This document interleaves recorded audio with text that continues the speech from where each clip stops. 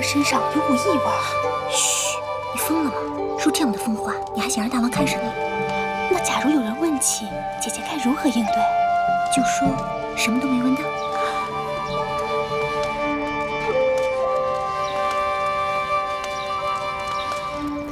你等退下，后面的上前来。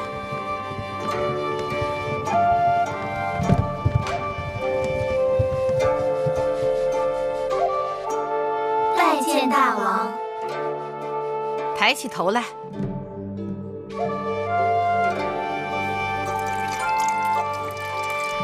你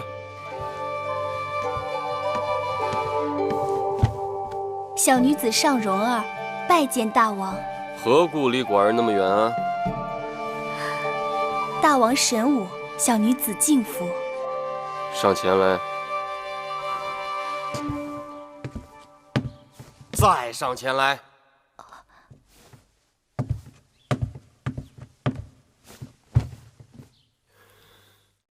寡人问你，你可闻到什么气味没有？说话呀，闻到没有？香味儿，整个大殿都是熏香的气味。哼，还磨叽什么？别耽误了别人的好时辰，快走吧。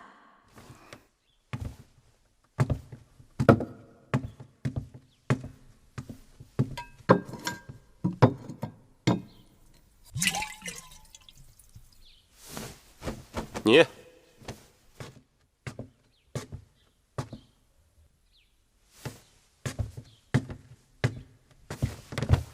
民女圆珠，洞庭人士，拜见大王。抬起头来。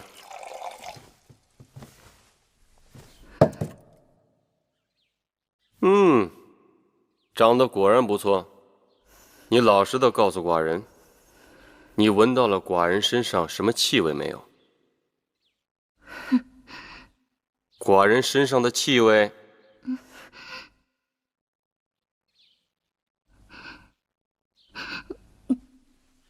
你说没有，那你为何憋着气，连话都不敢讲？下去。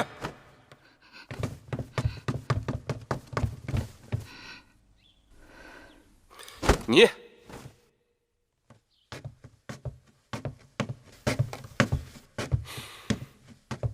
小女郑秀，拜见大王。告诉寡人，你闻到了什么气味没有？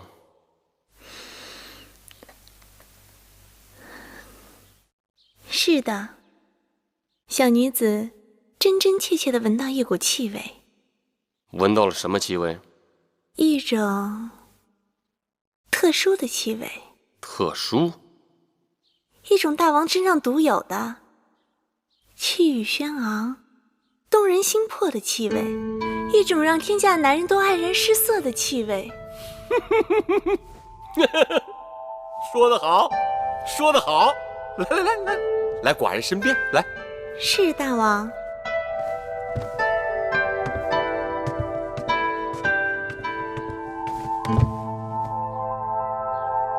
听你刚才那般讲，你是喜欢这个气味了？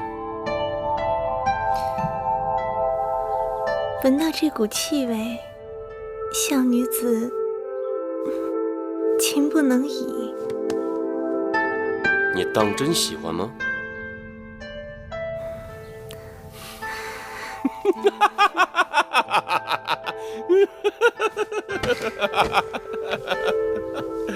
今日寡人见了那么多个，只有你最合寡人的心意。来，寡人赐你杯酒喝。谢大王。来。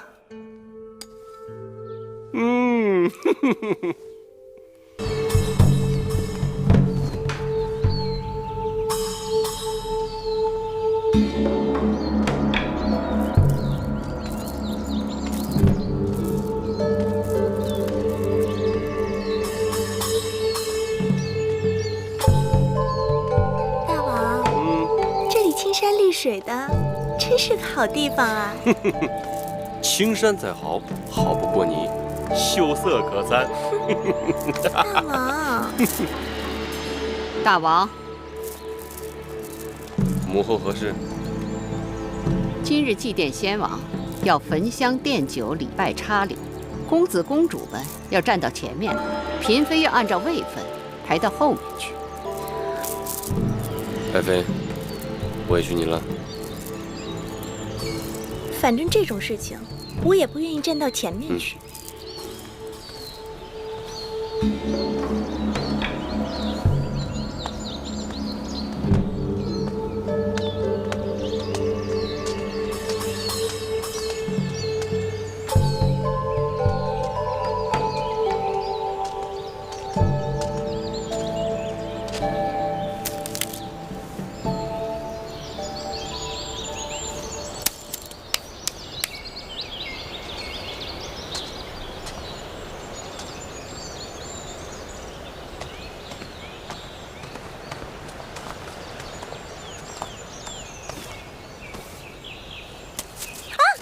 夫人怎么了？啊，轻点手都红了。你怎么了？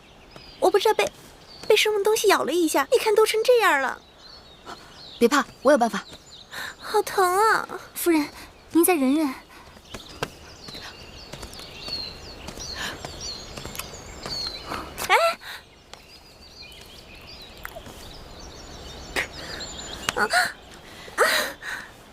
这是大蝎子草，蝎子咬人比蝎子还厉害的一种草。当年我娘亲就是被这种草给害苦了。你娘亲也是宫里人呢？我娘亲是相妃，早就过世了。你也是公主？怎么穿成这样？在这种鬼地方？父王过世后，魏后罚我和弟弟在这里给父王守灵。好了，这草清热解毒，再过1-2个时辰，你的手就没事了。谢谢妹妹古道热肠，来日郑秀有机会，必会投桃报李。不用放在心上。大王祭礼，拜！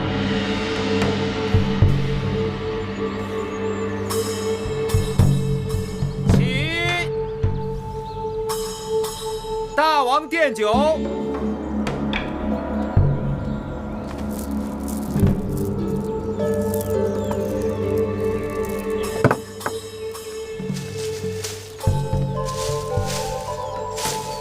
月妹妹，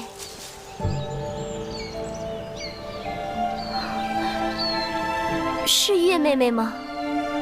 舒姐姐，月儿正想找你呢。月儿好久没有看到你了，月儿好想你啊。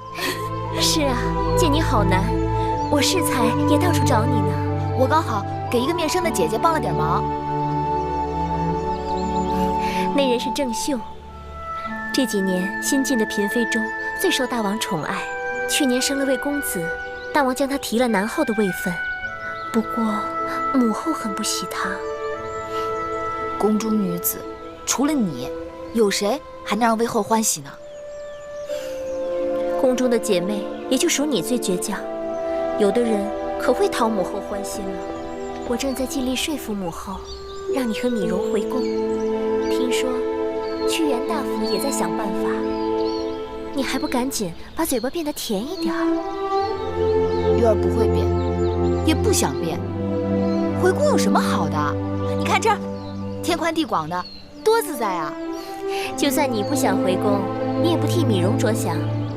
米荣已经10岁，他不能总在这陵园守灵啊。你们在这个地方，像庶民一样无声无息，野生野长，诗书礼乐射御全都与你们无缘。将来米荣总要走到人前去的。若是没有封号封地，他成人以后如何安身立命？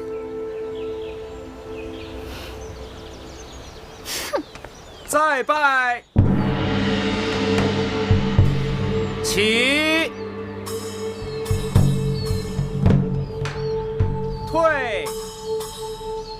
众公子祭灵。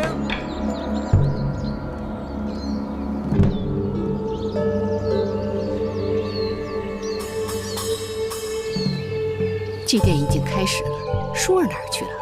再拜。母后，婴儿适才看到有人硬把舒妹妹给叫走了。何人这样无礼，耽误了祭奠时辰？先王是要怪罪的。母后说的甚是，那人啊，本来就不曾受过教化，不知礼义廉耻。但婴儿最担心的是，万一他带坏了舒妹妹。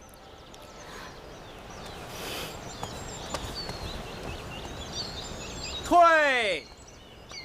你们在这儿有肉吃吗？好大的胆子！母后，韦后，多年未见，没想到你比我想象的还不堪。芈月不知做错了何事，让魏后震怒，还跟我顶嘴，跪下！你自甘堕落罢了，还竟敢教坏我的舒儿！母后，此话从何说起？你可知今日来先王陵园做什么？时辰是已经算好了的，祭奠已经开始。你不在先王那儿尽孝，反而跑到这儿来跟芈月混在一起。舒儿忽略了时辰，是舒儿的不是，求母后不要责怪月儿。尽良者惠，尽愚者痴。若不是这个丫头，你何尝这样不知轻重？母后，我拜见韦后。月公主若是有何差池，都是奴婢的过错，望韦后恕罪。我跟公主们说话，什么时候一个奴婢可以随便过来插嘴？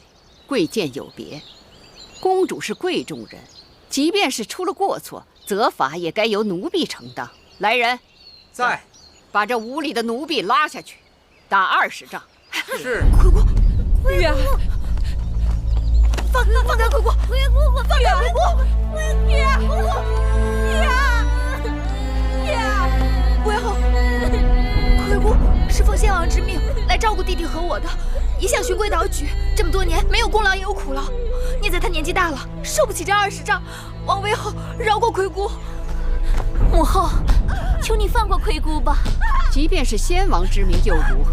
先王仙逝多年，那些曾在先王身边待过的阿猫阿狗，以为可以永远得到先王的庇荫？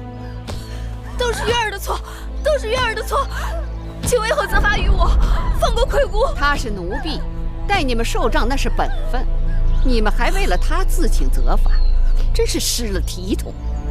好了，祭奠时辰不等人，你们赶快起来，马上到先王的灵前奠酒焚香吧。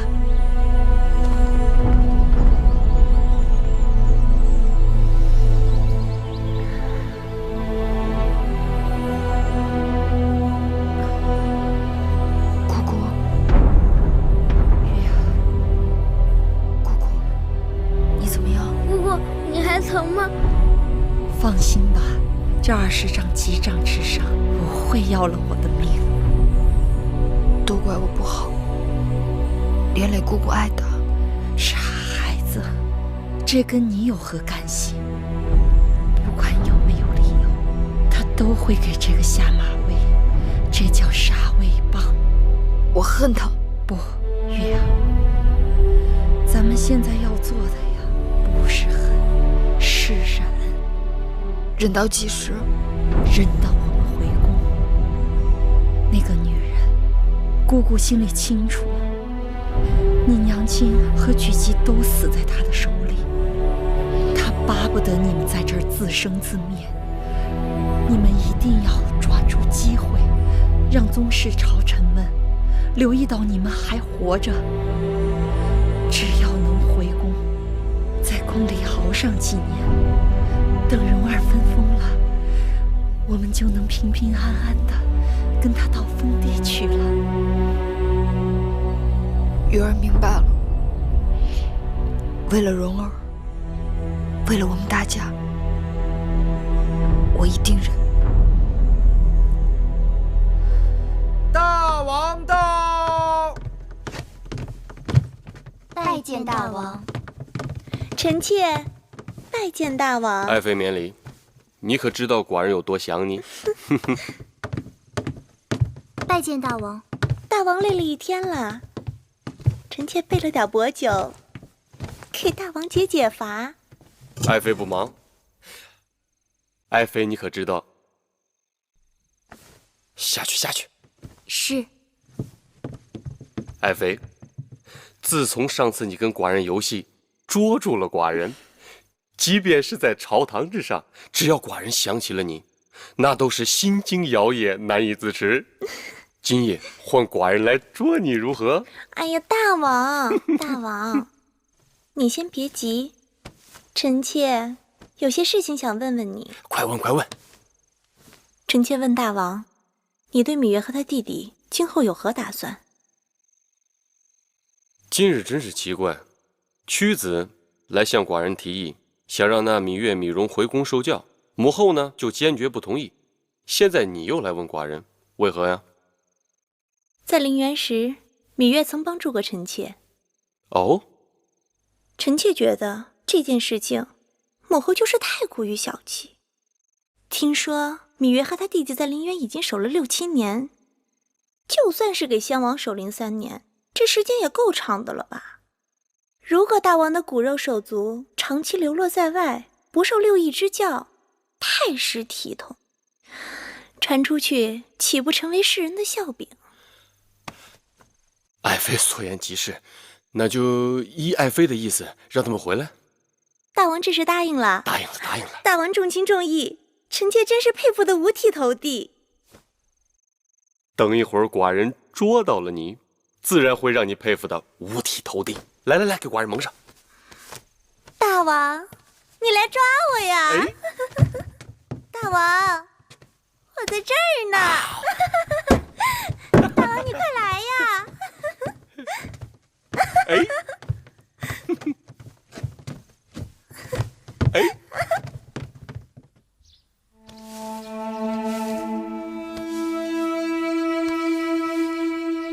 母后，舒服吗？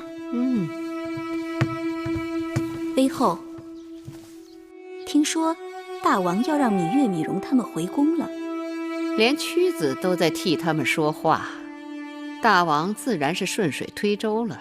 那个芈月自小是个害人精，妃后可得留意了。母后不用过于担忧，婴儿想将那芈月收进宫里头也好，放在外头太让她逍遥自在了。收进来，再厉害的精怪也不敢在母后面前兴风作浪啊。瞧瞧，这偌大的后宫，属婴儿这张小嘴最会说话。哼。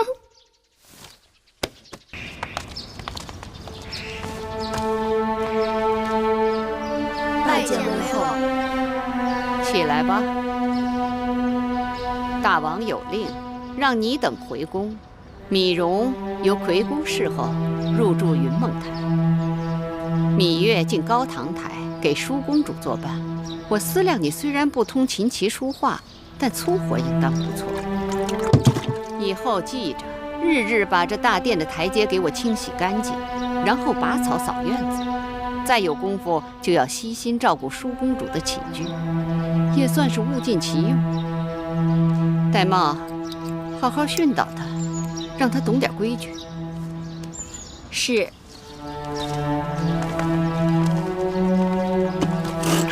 月儿，这擦地的活姑姑帮你干。回姑记性这么坏呀？才几日就忘了那顿杖责了？姑姑，你带蓉儿回去吧，这点活我干得了。月公主，在奴婢这儿可别想偷奸耍滑，好好干活吧。回去吧。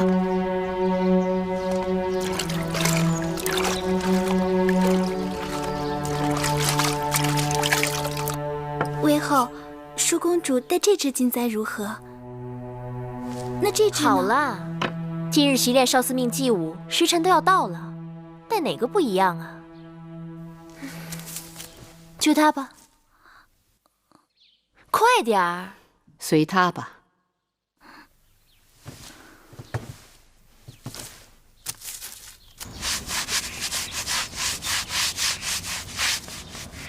月儿，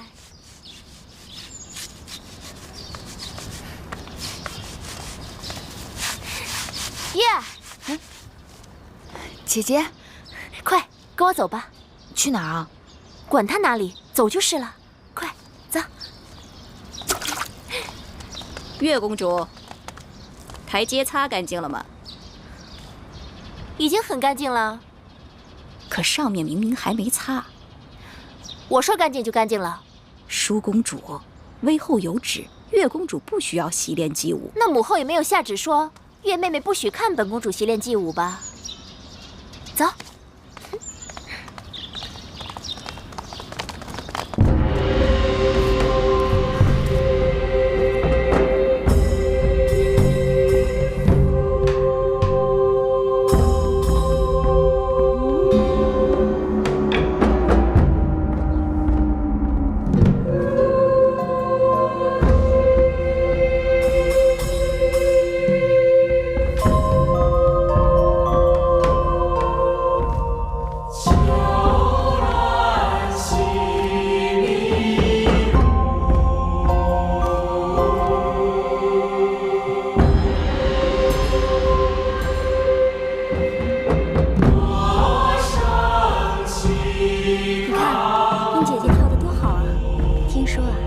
姐姐已经苦练好些日子了。4个月后，大王宫中祭祀大典，要选得当之人献祭，她是志在必得呢。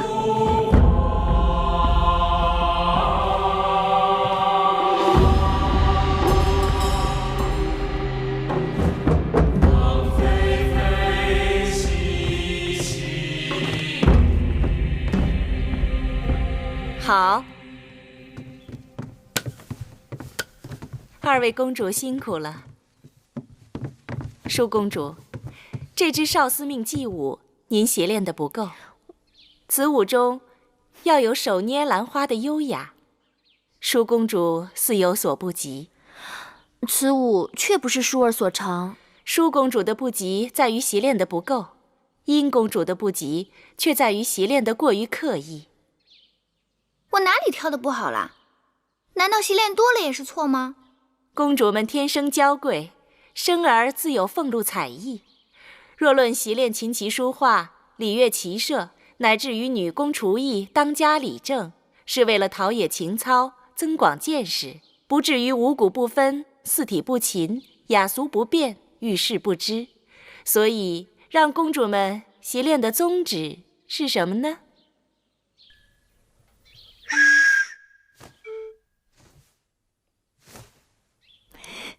叶儿，他知道。他知道什么呀？诗书都没读过几句。你说。我想，既然让公主们练习琴棋书画，只是为了陶冶情操、增广见识，那宗旨便在于广，而不在于精了。月公主所言极是。若论厨艺，无不如庖丁。若论女工，无不如缝纫；若论歌舞，更是怎么也经不过那些方士的歌舞伎们。但是学了这些，我们可以鉴赏，可以评点。殷公主，您过于醉心这些墨道，未免买椟还珠。正声魏乐，原也不是君子所好。哼，巧言令色，什么女士啊，根本就是个马屁精，只会奉承嫡公主。舒公主做什么都是楷模，舒公主跳得不好，也自会得其精髓。我明明比她好过很多，却成了买椟还珠了。公主，仔细脚下。贱婢，为何把本公主引到坑里？婢子并没有。还敢多嘴！殷姐姐不必使气，没有跌伤便好。跌不跌伤是本公主自己的事儿。可笑的是，如今出身微贱之辈，也都来冒充公主，还到处称姐道美。殷姐姐不是未老先衰，目力苦短吧？这长廊平坦本无坑洼，你怎么就能看出坑来了呢？所以看人低矮猥琐也不足为怪了。月儿，姐姐，你们这儿好热闹啊，何事如此有趣？月儿听说殷姐姐近来贵体欠安，经常耳聋眼花，有病切勿耽搁，要找御医及早医治才是。月儿，杨灵台那边好热闹，陪我过去看看吧。看什么？你竟不知，今日判公大比，武比在郊外，文比就在杨灵台呀。有文比，还有武比，甚好。于我所欲也。兄长，亦我所欲也。算了吧，这会儿要去郊外，太阳都要偏西了，还看什么舞比呀？陪我去阳灵台吧，走吧。走。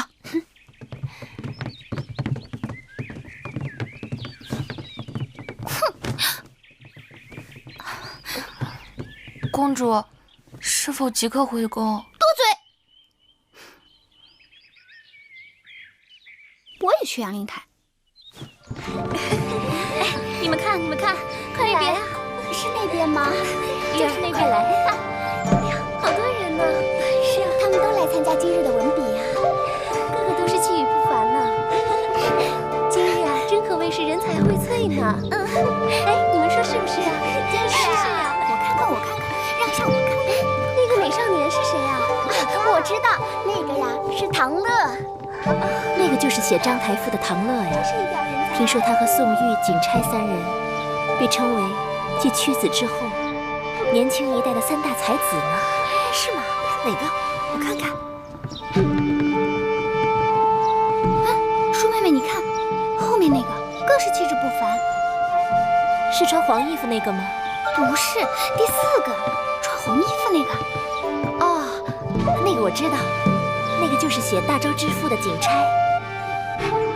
原来大昭之赋是他写的，辞藻华丽，读来倒也唇齿余香，只是过于米粒了。其实大昭之赋不算什么，最厉害的是屈子新收的徒弟宋玉，据说能歌能赋，而且长相还格外俊美呢。哎，你看，景差后面那个就是宋玉，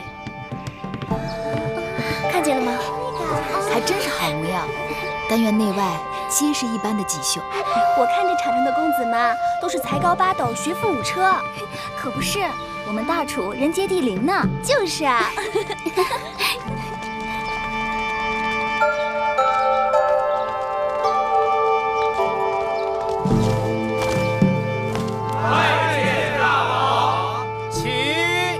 这些世子们倒也一个个都玉树临风的。爱妃春心动淫。大王，你拿臣妾打趣。知好色而慕少爱，男女皆是无分彼此。更何况是食色性也，爱妃无需害羞。大王真坏。男后是后宫楷模，理应非礼勿视，非礼勿言。母后教训的是，但臣妾是为宫中的那些公主们做打算呢。此话怎讲？宫中的公主们大多已行嫁姬之礼，故见君子云胡不喜。只是不知道这里面哪一位才是舒妹妹的君子啊？舒儿的君子怎会在这群人里？舒儿是嫡公主，将来必要嫁给一个国君的。听说这次5国使臣都要到郢都来，就是要跟我们楚国联姻的。大王，今日比文第1场，公子歇对公子乐，题目：不学诗，无以言。刚刚出场的那个世子是谁啊？可是东向而立之人。正是。那是当今才俊黄歇，太子的伴读，众世子中的佼佼者。孔子作诗300，分风雅颂3部，其中国风160篇，是学习各国语言和风俗的起步。行走列国，若是语言不通，以国风诗篇交流，已成常例。所以说，不学诗，无以言，便是如此。公子乐所言甚是，只是黄歇有一事不明。既然国风是诗中重中之重，为何列国习诗都先习宋？黄公子越是这唐乐也不错呀。对呀。习诗之所以先习宋，宋乃宗庙之礼。习宋之时，习礼仪，通音乐，做人以礼行天下。然后再是学雅，通晓周天子历代之功业，而知王朝兴废。更要紧的是，雅言是周成所用的语言，也是列国通用的官方语言。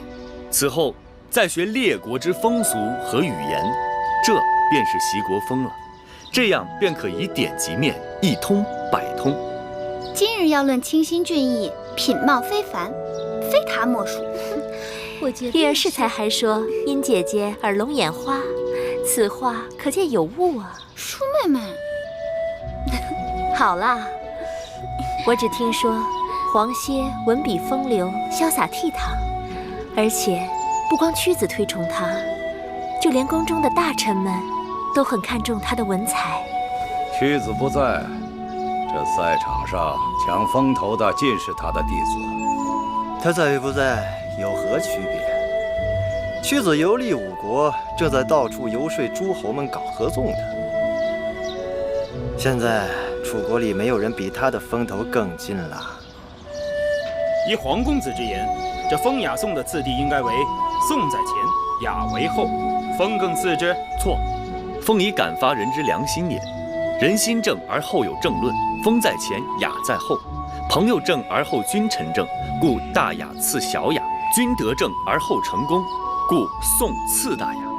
所以诗300篇中，雅颂皆起于风而次于风。哎呀，黄公子真是有学问啊！是有学问啊！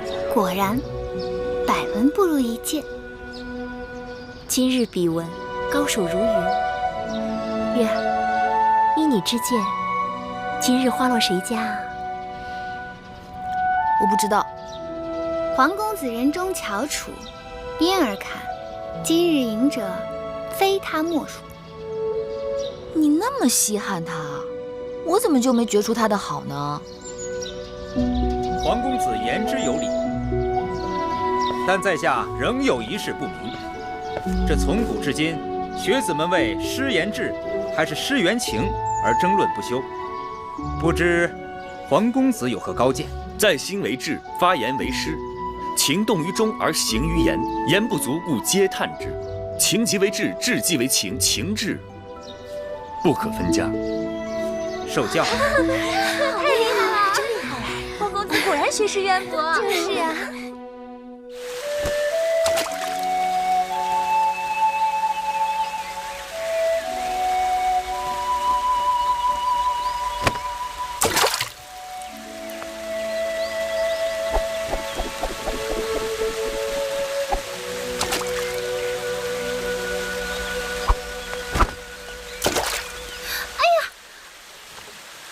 小人孟浪多有得罪，不知公子正在洗脸软鞭，迷因打扰了。本公主刚刚在这丢了个香囊，你可否看到？鄙人正打算离去，未见到公主的香囊。公子面熟，敢问姓名？在下太子伴读黄歇。啊，原来是公子歇。前日判公文笔，你一举夺魁，据说那些什么宋玉、景钗、唐乐都输得心服口服呢。总算不负屈夫子教诲。只是不负屈夫子吗？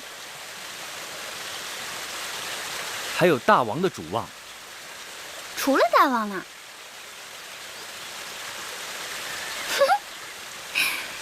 你也算没有辜负本公主的厚望。赛前我曾与人打赌，说你必赢。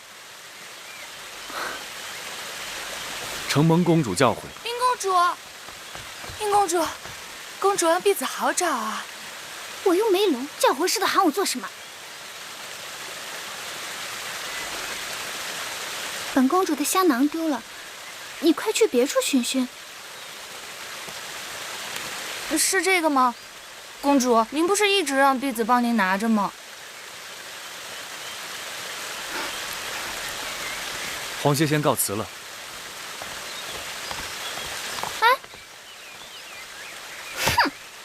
是个呆子。公主，您是在训斥灵儿吗？你也配？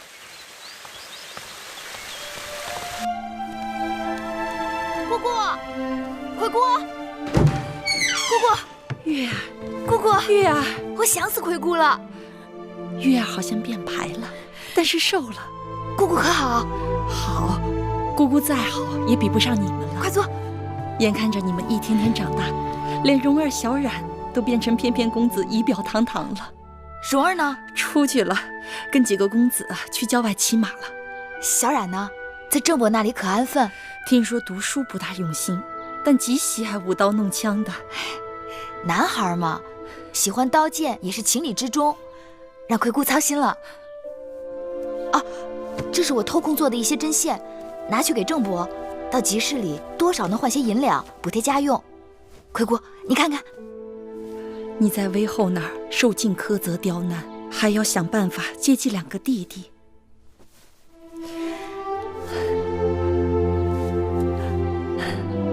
玉儿这针线是越做越好了。姑姑，你的眼睛怎么了？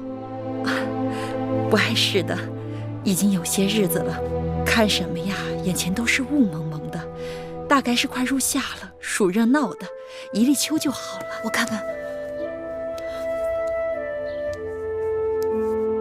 姑姑，这是翳，是眼疾，你的眼睛里长翳了。人老了，不中用了。姑姑，你这是积劳成疾，是给累的。宫里常年克扣陵园的钱粮用度，若不是姑姑，爷爷苦熬做针线出售，我和我的2个弟弟早就被冻死饿死了。不必如此惊慌，姑姑的眼睛自己心里有数，不熬到你和2个弟弟长大成人，是不会瞎的。姑姑，你放心，我一定要想办法治好你的眼睛。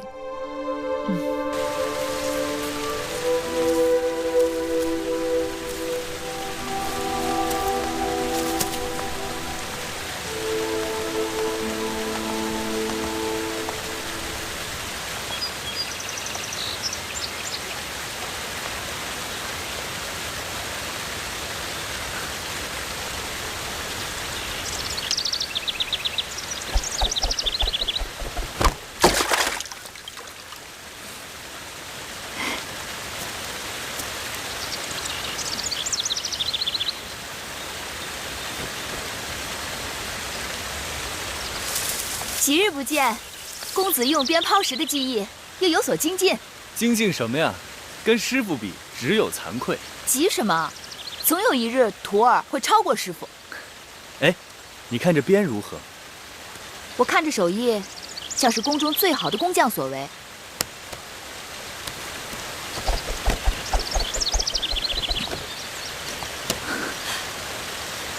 男儿所用的大鞭都较为粗壮。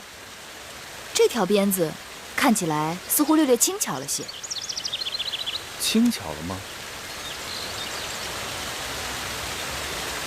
那正好送给月儿用。月儿挥鞭如流星闪过，此鞭就叫流星鞭吧。男子持鞭也有大小长短之分，大的强悍，小的轻便。公子这支鞭做随身之物也很好啊。那这样吧，月儿替我先存放几日，如何？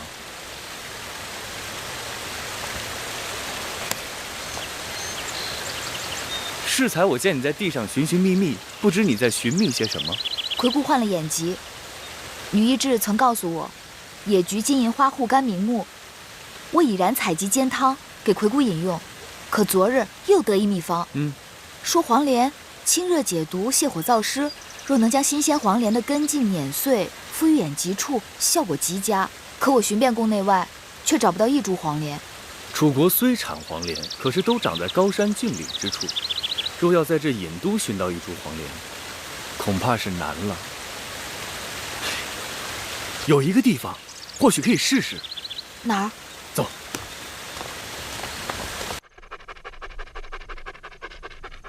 你老牵着他干什么呀？带宝官出去溜溜，别老戳在我眼前。是。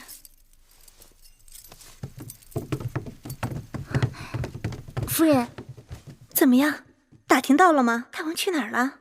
大王在魏后那里用的晚膳，原本要来咱们兰柜台的，但魏后说赵姬怀孕，多日不适，硬是逼着大王去了赵姬处。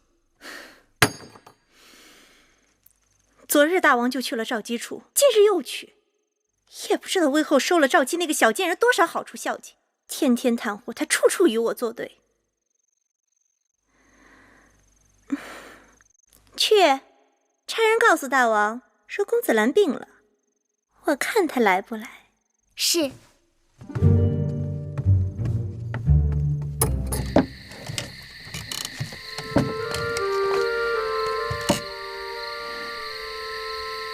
你真以为这有黄连？大王宠信郑袖，前不久让人出去搜集了许多隐都很少见的花草，都移种在这里，据说不乏药材，咱们可以试试。去看看。走。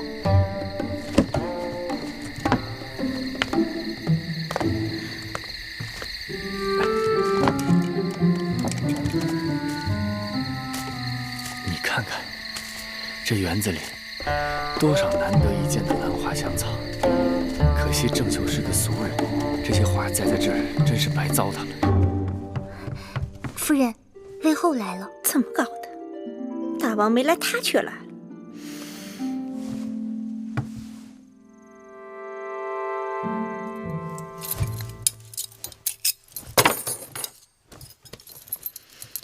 扶我。是。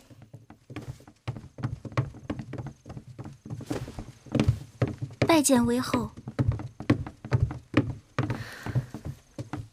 拜见魏后。我听说公子兰病了，难道南后也病了？南后连日照顾公子，衣不解带，目不交结，心力交瘁。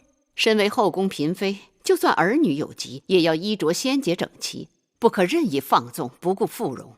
母后教训的是，前几日母后教训臣妾，让臣妾动不轻狂，笑不露齿，衣着简朴。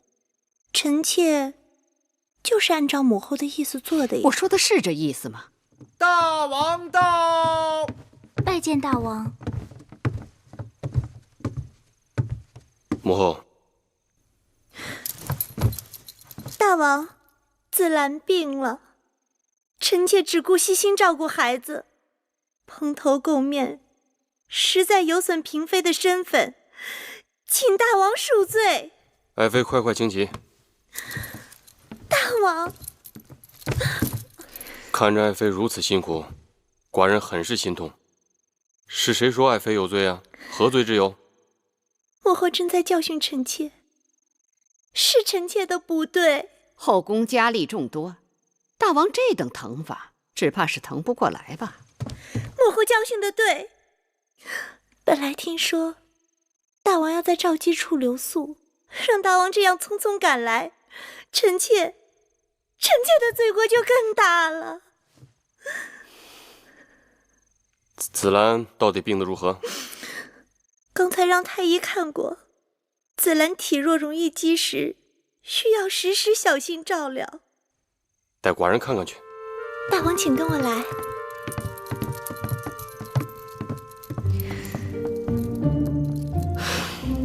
瞧，水会五味子，它浑身是宝，能祛风活脉，调气止痛，清肝明目，果子成熟后还香甜无比。既然如此之好，咱们就带回去给魁姑，这也算物尽其用。好啊，摘下来。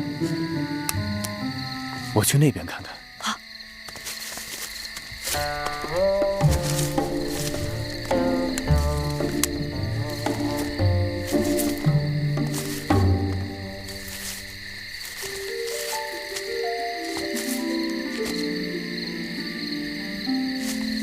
月儿，快来！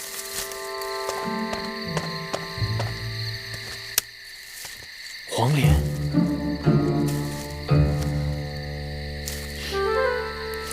这叫梨，也叫野灰菜，可以做汤，可以烹菜。尽管它的叶子和黄连极为相像，但味道却是很鲜美的。月儿知道的真多。也许今日咱们白来了。再找找。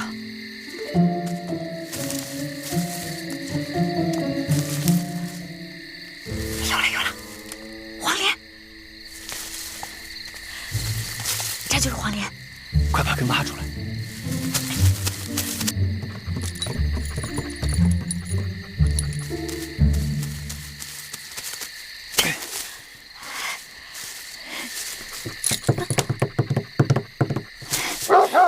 什么人？侍卫，来人呐！快走，快跑！我有软鞭，挡他一刀，不是难事儿。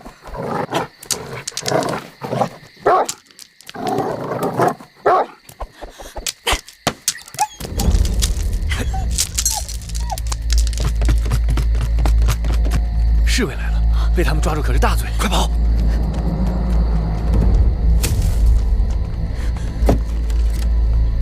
小心点，小心！站住！快走！你承认敢擅闯兰桂台？在下太子伴读黄歇。带走。大胆黄歇，你身为太子的伴读，竟然做出这种偷鸡摸狗的事情。你若真的偷鸡摸狗也好，为何把园子搞得一塌糊涂？我倒想听听你的理由。是黄歇做的，就是黄歇做的，没有理由。你也是知书达理之人，难不成跟我这园子有仇，跟我的宝官有仇？哎呀，黄歇啊，你要是这般死硬，就不要怪寡人对你不客气了。来人！大王，有人来投案自首，说大王抓错了人犯。什么？投案自首？带他进来。是。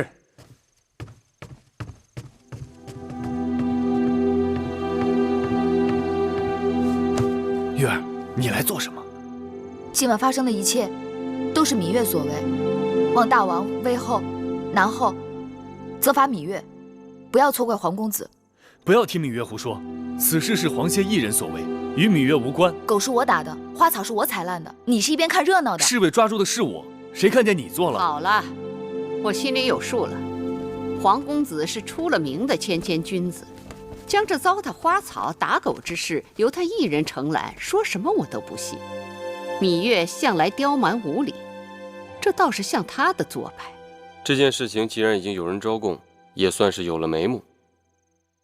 至于怎么处置，芈月是罪魁祸首，从陵园回宫才多少时日，就将后宫搅得鸡犬不宁。大王要以一警百，严惩不贷，以免他带坏了后宫的公子公主们。至于那黄歇受人蛊惑，不懂礼法，也该给他点教训。母后所言极是。大王，敢问大王，这兰桂台是何人的寝宫啊？爱妃，你是说笑呢？这兰桂台自然是爱妃你的寝宫啊。那大王为什么不问问臣妾，该如何处置闯入自己寝宫的人呢？好，好，好，那我倒要问问，你想要如何处罚这闯入你寝宫的人呢？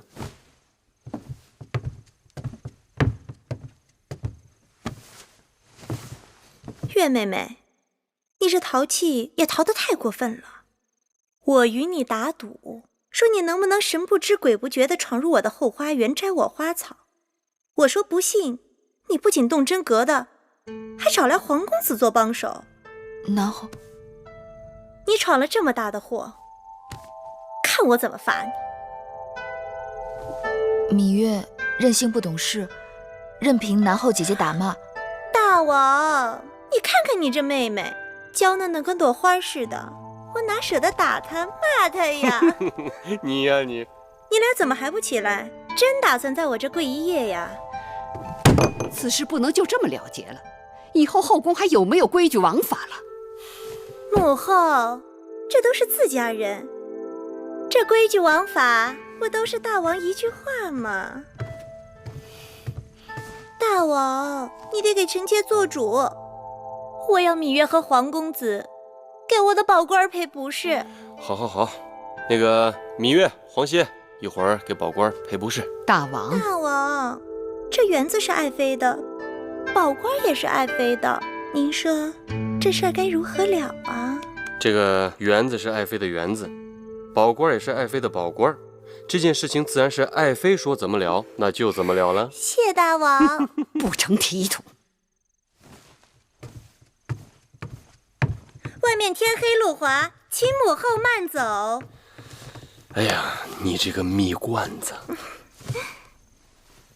你们俩还杵在这儿干什么？还不赶紧下去？谢大王。谢大王。谢谢大王。那我倒要看看，你要怎么谢我呢？等我。你怎么又回来了？你怎么没出去啊？站住！你俩与我说实话，这黑灯瞎火的，到我的园子里究竟干什么来了？芈月有一至亲病了，需要一味草药，正巧这草药长在了南后的园子里。哼，又是草药！你芈月真当自己是扁鹊在世呢？南后宽宏大量，我才不宽宏大量呢！我只是做了自己想做的事情。幸亏我的宝官生得不重，否则你们……谢南后，谢南后，你俩给我记住了，今日之后，你们可是欠着我的，自求多福吧。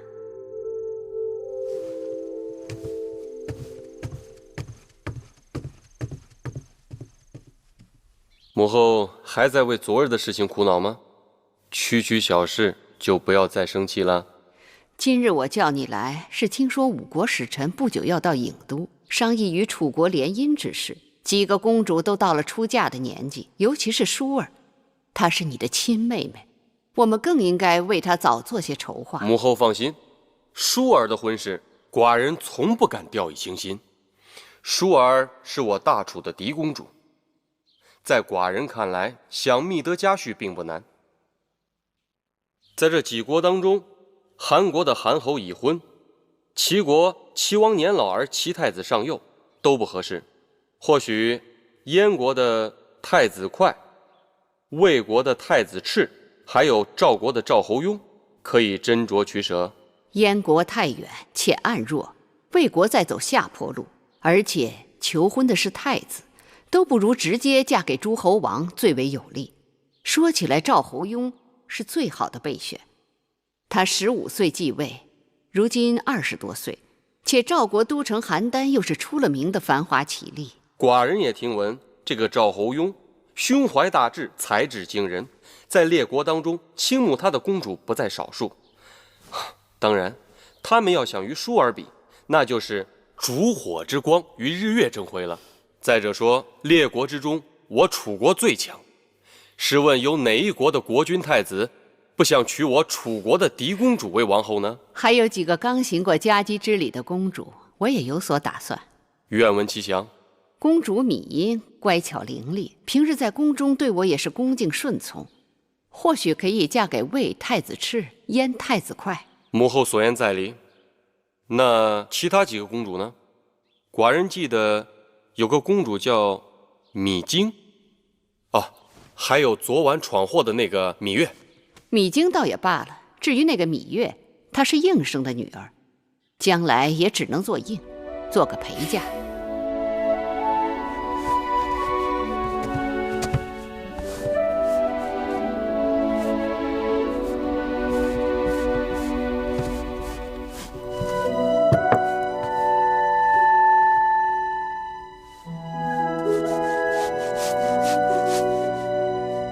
琴儿，去外面把月儿给我叫进来。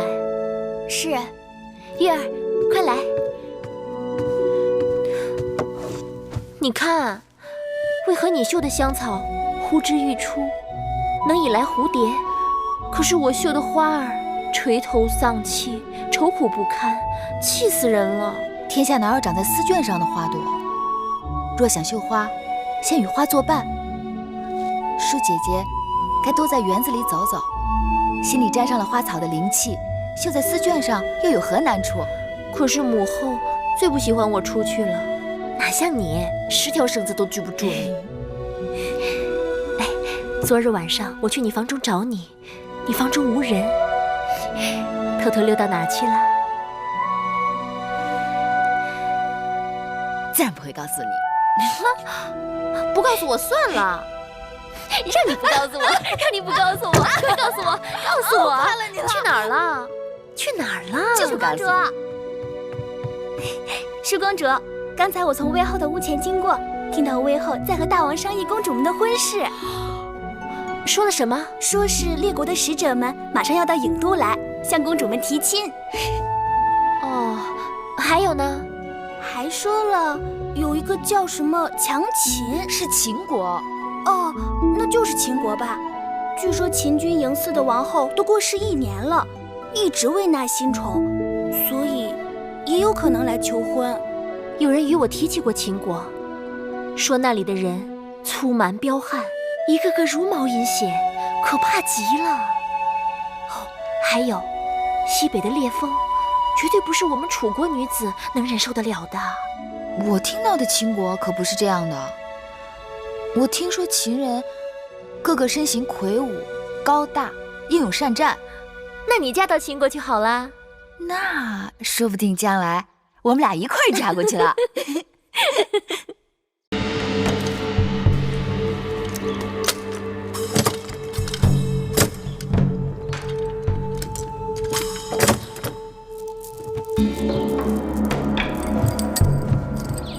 臣拜见大王。众卿免礼。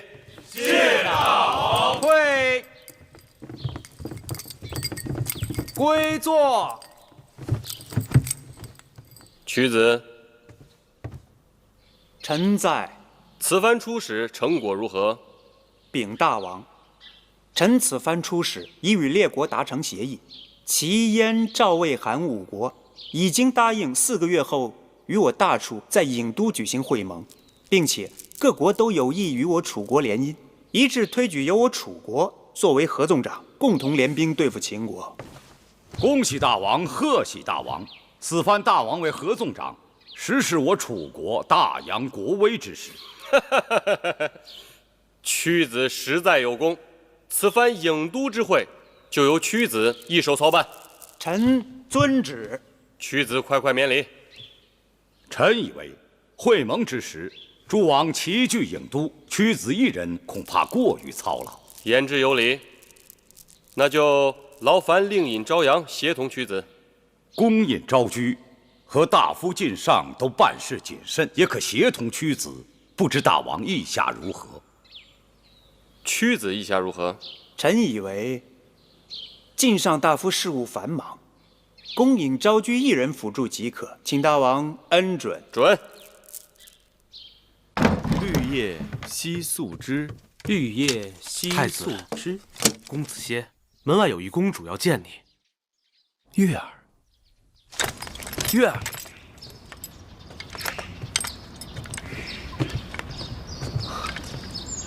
是殷公主。皇公子好久不见，别来无恙。感激殷公主挂牵，不知殷公主找子歇有何贵干？上次在后花园看到公子把玩软鞭，技艺娴熟，那软鞭更是模样稀罕，猜公子定是用鞭的行家里手。俗话说，好刀配好鞘，好马配好鞍。我这里有块上好的玉髓，如嵌在鞭柄上，正配得上公子的鞭子。你看看这块玉髓，是否合公子的意？这块玉髓是我母亲当年出嫁时的陪嫁。楚国尽管富庶，宫中宝物无数，但像这样好成色的玉髓却是不多见的。多谢殷公主厚爱，只是此物过于贵重，子歇绝不敢领受。更何况是你母亲所赐，理应珍惜，怎可随意送人？这也是本公主的一片心意。无功不受禄。太子还有事传唤，子歇先告辞了，多有得罪。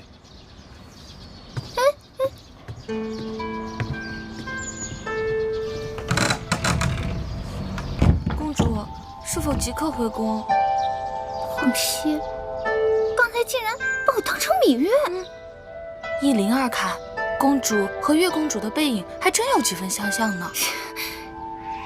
你这种半吃半呆的婢子，要你在身边有何用？去，回去。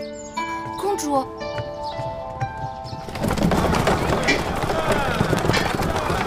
你又偷着跑出来跟我去看小舞，若让魏后知道了，说不定要怎么责罚。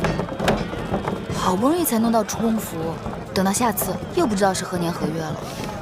不过就是给永香令白做2套衣服，什么何年何月？魁姑的眼疾，用药这些天可可有好转了？大好了，好像突然看阳光都亮了许多，穿针引线别提多顺手了。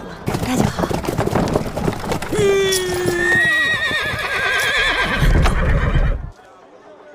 哎，松手！怎么回事？松手！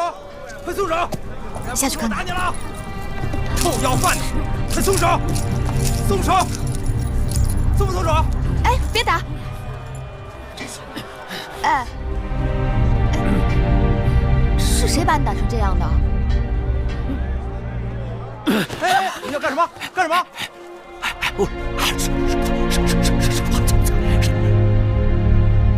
你舌头若不在，岂能说话？若先生好，好。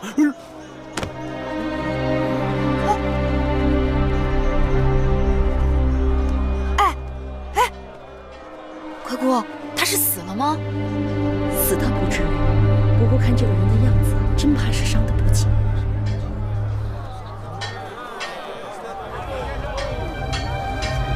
奎姑，我们把他扶上马车。月儿，这个人满身是血，不能见死不救。扶养小冉的郑伯那里，我记得有伤药。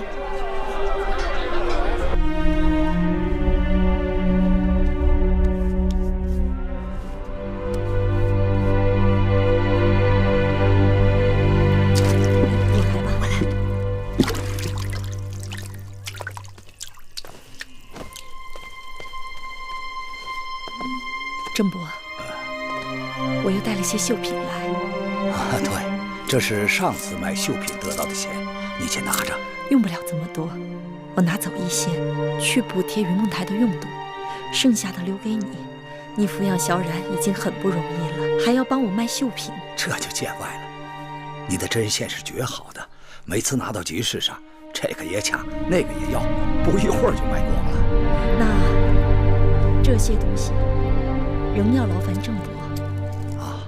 只是有一事要牢记，千万不可说是宫中流出来的。那是当然。月公主大小也是个公主啊，宫中清苦，竟移之于私。多亏了你这用心思补贴。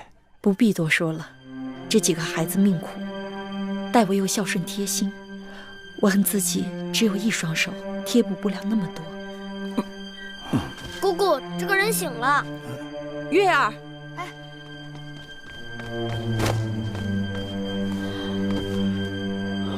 先生是何人？怎么会伤成这样？我这是在哪儿？你们是什么人？我叫芈月，这是奎姑，这是我的弟弟小冉，这是郑伯。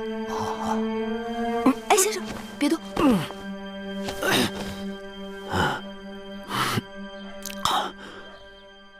恕在下不能失礼了。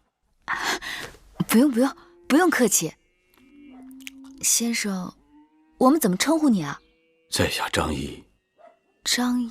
两位令尹朝阳门下的门客。朝阳丢了和氏璧，因我衣伤寒酸，硬赖我偷盗，百般拷打。谁料到张仪本是个绝世之才，我一块破石头差点丢了性命。和氏璧，就是那个自生泥光，冬如暖炉，夏如冰，能护身辟邪的至宝。你们觉得它是个宝物，在我眼里一文不值。窃钩者诛，窃国者侯。同为偷盗，却有大小之分与礼数之分。都知道朝阳心胸狭窄，为人多疑，触怒了他就如同找死。何况世人都是先敬罗衫后敬人。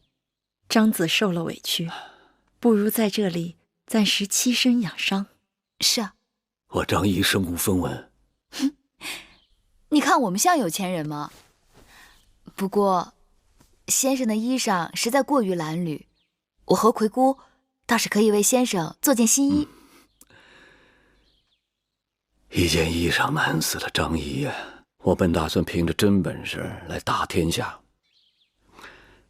如今我清楚了，大争之时，人心险恶，能随机应变，能屈能弯，方有胜算。老天有眼，还给我留了一条3寸不烂之舌。凭他，今后我一定说出个天下。说出个天下。姑姑，这个人大约是被打傻了，坏了脑子，所以他才比别人更可怜。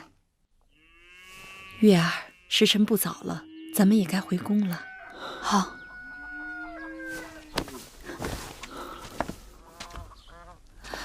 小冉，这2卷《左氏春秋》留给你看，你要争气，好好读书，知道吗？小冉知道了。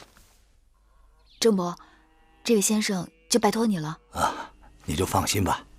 先生，我和魁姑就先走了。楚国的道路似乎比我们秦国要宽阔些。楚人好乘车，我秦人好骑马。马车行驶的道路自是比驰马之路要宽阔。也是，我们一路行来，看到楚国的马车和我们秦国的马车确实如此甚为不便。如果将来能够统一车轨，从我大秦修一条驰道，横贯魏国，直通楚国，岂不快哉？王兄此言大有深意，这是要一统天下呀。只是眼下，首先要对各国各个击破。他们楚国可以许给别人好处，我们也可以，不就是比谁给的甜头更大吗？可是寡人却是个只爱吃甜头，又不想给好处的人。那王兄如果娶了楚国的嫡公主，岂不是一举两得？哼！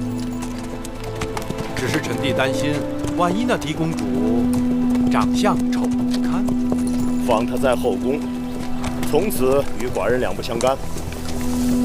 好了，楚离子，你我也许久未动了，如此可放放马力，看你我所乘之马哪个更健俊。王兄若有此幸，臣弟哪敢不从命啊！去！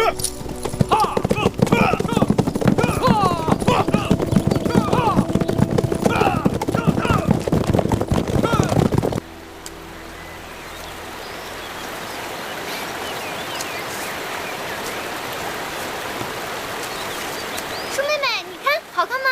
嗯。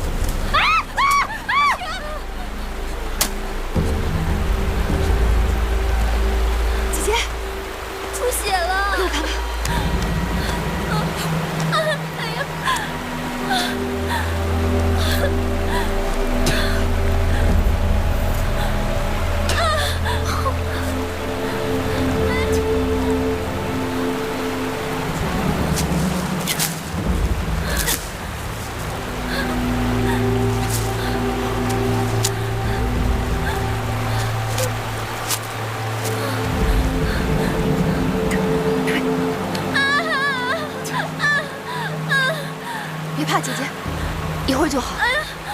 别怕。公主，公主，公主，你醒醒！月公主怎么办呀？舒儿，你还疼吗？好多了。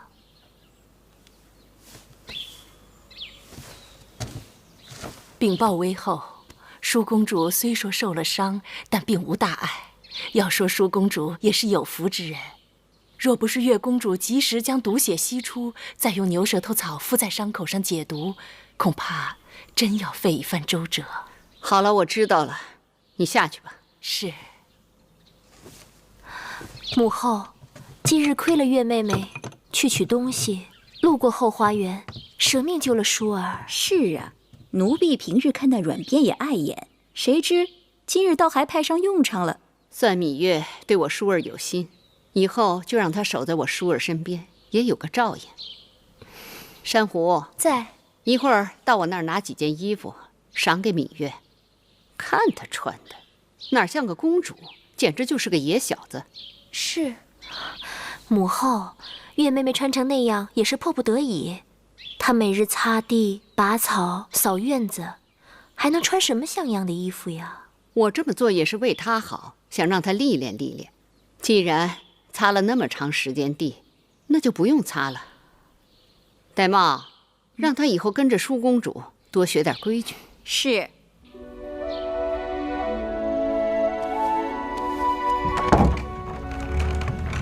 月儿，姐姐，来。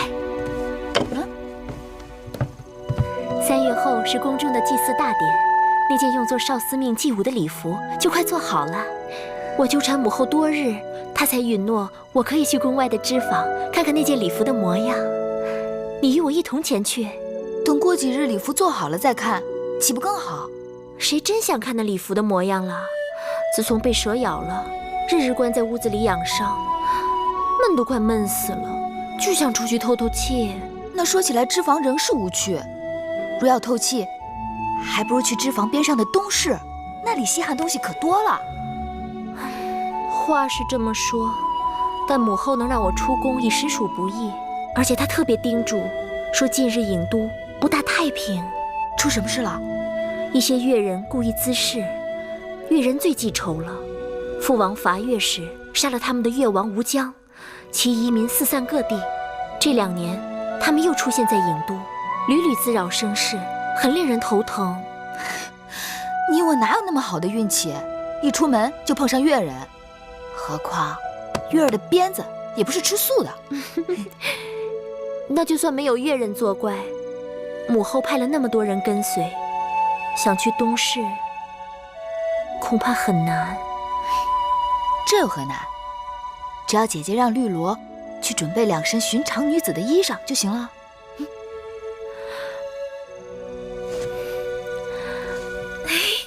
让开！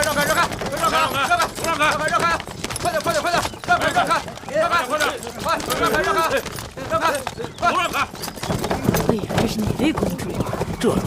这阵势，该是狄公主吧？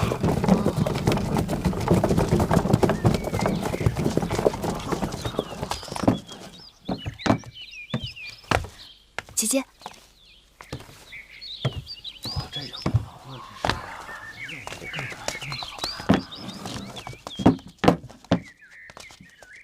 我们会在织坊耽搁1、2个时辰，你们就在门外等着吧。是。是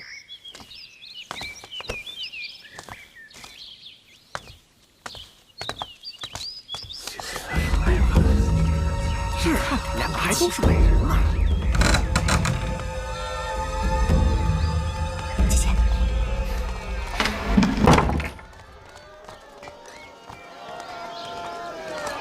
快走。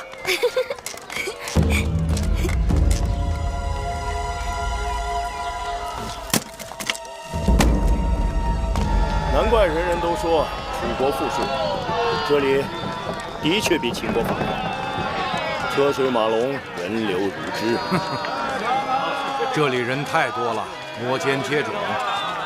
臣弟还是更喜欢咱们秦国的集市，遵规守纪，慢着点儿，井然有序，哪像这里混乱不堪。说的也是。哎，都来看一看了啊！不过呀，做生意还是人多了好。哎，说起生意一事，臣弟已为王兄打听到楚国狄公主的确切消息。说来听听。那狄公主名叫芈姝，据说贤淑端庄，是诸国狄公主当中难得的美人啊！看来寡人运气不错。不过这秦楚联姻，还需要相宜之人搭线才能成功。王兄说的是，数年前，我与上官大夫靳尚曾在魏国相遇，也算是旧日好友。此人野心勃勃，又诛求无厌，不妨先用他做庄买卖。大白兔，这是兔子吧？兔子啊，看着秃了那儿，是吧？啊！咱们到前面再看。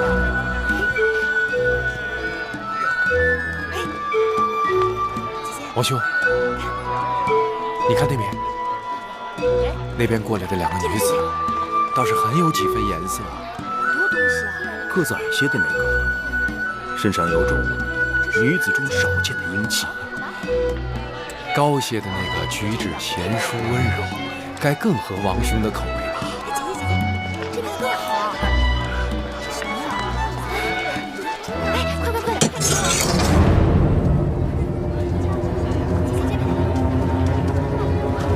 看，是个简，给我看看。姐姐，你看，这书简上抄录的，我觉得。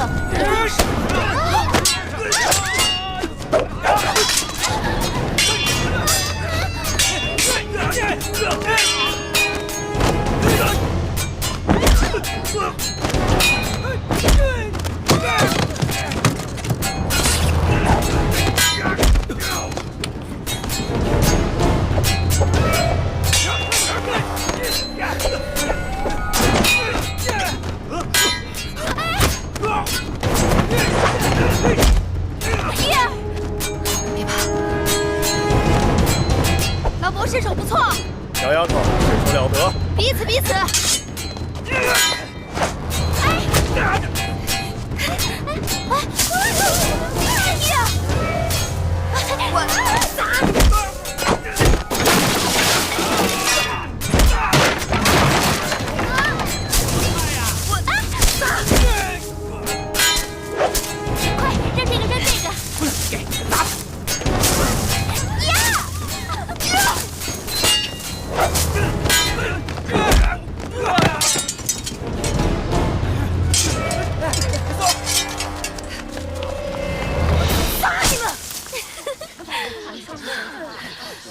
谢老伯施之援手，老伯是……老伯是秦国的商人。秦国？秦国很远呢，来楚国干嘛？相亲。先……啊！这边，捡起来。好汉急公好义，受小女子一拜。哎，贵人不必多礼。你们两人没有受惊吓吧？没有。哦，那就好。刚才那几个想要杀你们的人，短发纹身，像是越人。你们两个弱女子，怎么会招惹了他们？谁招惹他们了？是他们自己杀上门来的。越人虽然好斗，但从来不随意伤害别人。是我们的先王杀了他们的大王。那也没有道理啊，除非你们是楚国的王族。你受伤了，兄长。没事，区小伤，不算什么。都流血了。我等遭遇无妄之灾，连累先生受伤了，舒儿于心不忍。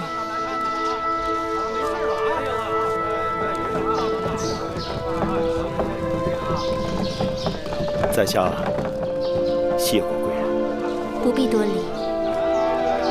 何人在此自告？姐姐坏了，咱们若不马上赶回脂房，只怕就要被宫里的人发现了。多谢老伯，告辞了。走。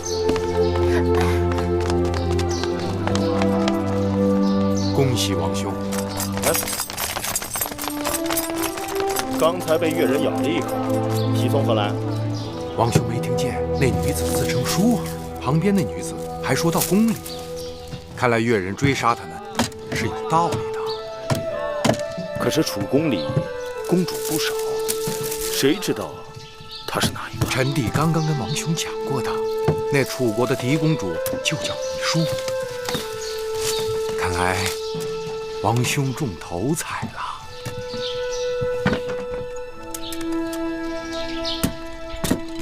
今日还好有惊无险，我还是第一次拿菜叶子砸人呢。公主当时若是有半点差池，绿萝可就活不成了。都说了有惊无险了，不必大惊小怪的。这事要是让魏后知道了，绿萝还是活不成。哎呦，放心，此事只有你我月儿知道，你就好好的活着吧。绿萝都快被吓死了，公主却满脸喜气，好像捡了宝贝。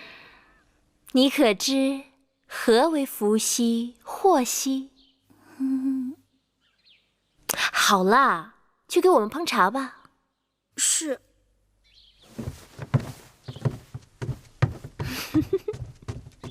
哎，姐姐，那老伯的剑法真不错，若不是他挡得快，那越人的刀就落在姐姐头上了。原来秦人之中也有如此慷慨仗义之人，不仅孔武有力，而且风流潇洒。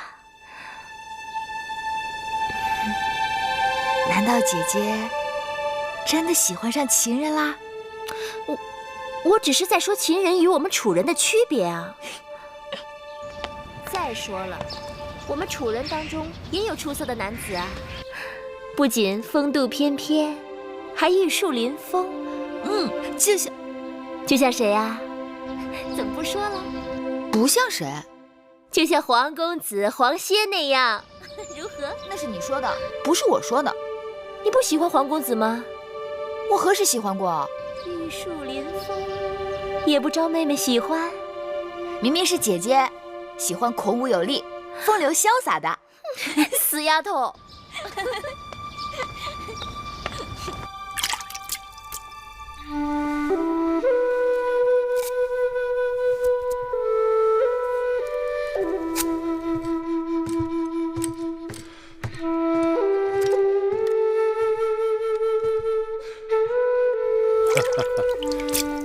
臣弟之前经常劝大王要打理须发，王兄都懒得理会。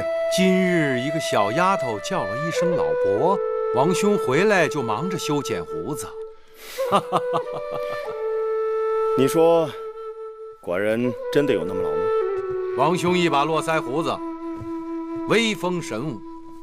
只是这楚人华而不实，连男人都讲究修饰。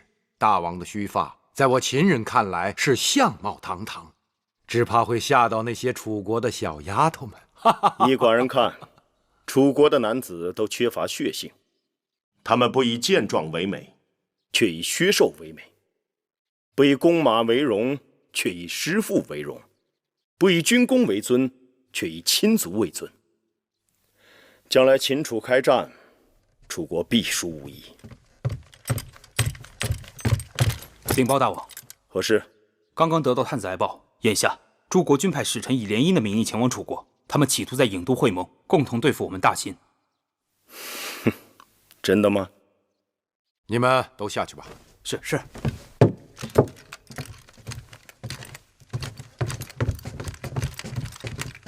大王，来者不善，需多加提防才是。没什么可慌张的，既来之则安之。寡人还要多住几日，想办法多得到一些楚国的文化典籍、刺绣、养蚕等书。除此之外，还要招揽楚国的英雄贤士，娶到楚国的狄公主。寡人要布一盘好棋，一步一步的走。这先走哪一个棋子呢？你打算修一下胡子吗？我，臣弟敬谢不敏。屈子，你可知秦王嬴驷已到郢都？是。一边是3月之后5国使者即将到来联楚抗秦，一边是秦王嬴驷已经抵达郢都，要与我大楚联姻。屈子，你看此事当如何是好啊？大王，值此合纵抗秦之际，臣以为大王当即刻将其驱赶出境，向诸国显示大王抗秦的决心。大王，屈子所言万万不可。秦王为求亲而来，愿娶我大楚公主，结姻亲之盟。秦王曾言道，7国当中最强大的国家只有秦国与楚国，秦楚联盟，退可震慑5国，安定城邦；进可并吞5国，平分天下。由此可见，秦王对我大楚心怀友善。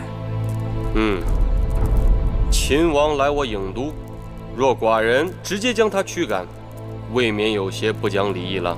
大王，乱世之中，7国争雄，我楚国与秦讲礼义。若有朝一日大王与秦王逆位而处，那秦王未必会和大王讲什么礼义呀。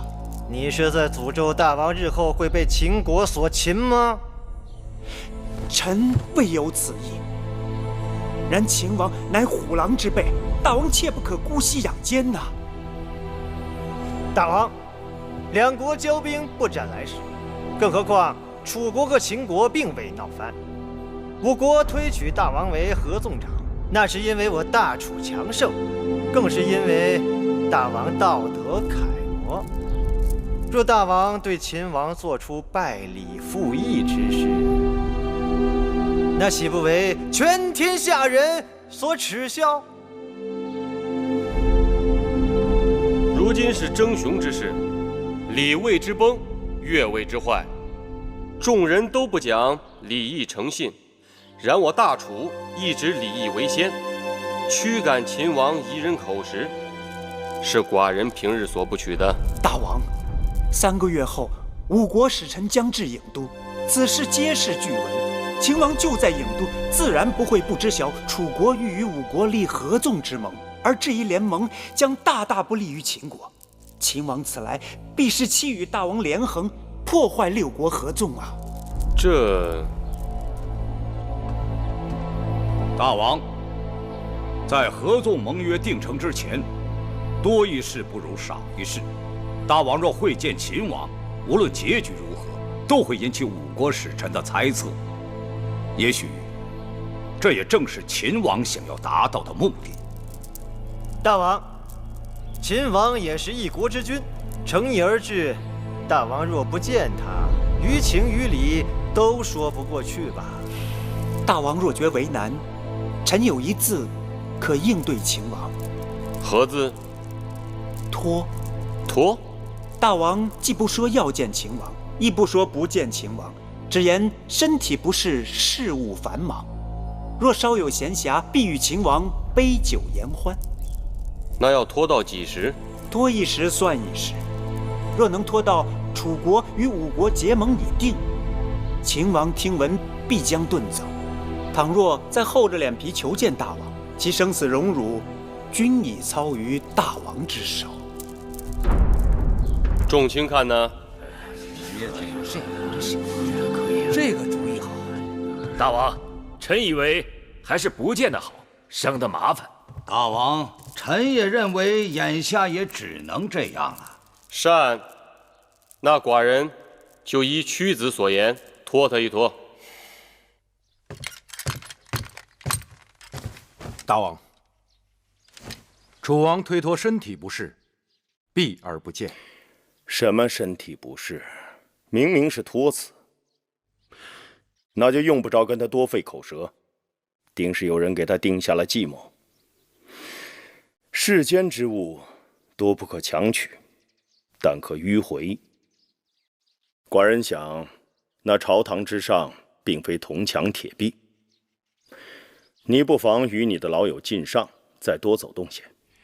臣弟已赠予他财物，那靳尚过贪是典型的小人之才，给他好处向来是有一报才还一报。这种人正合寡人之意。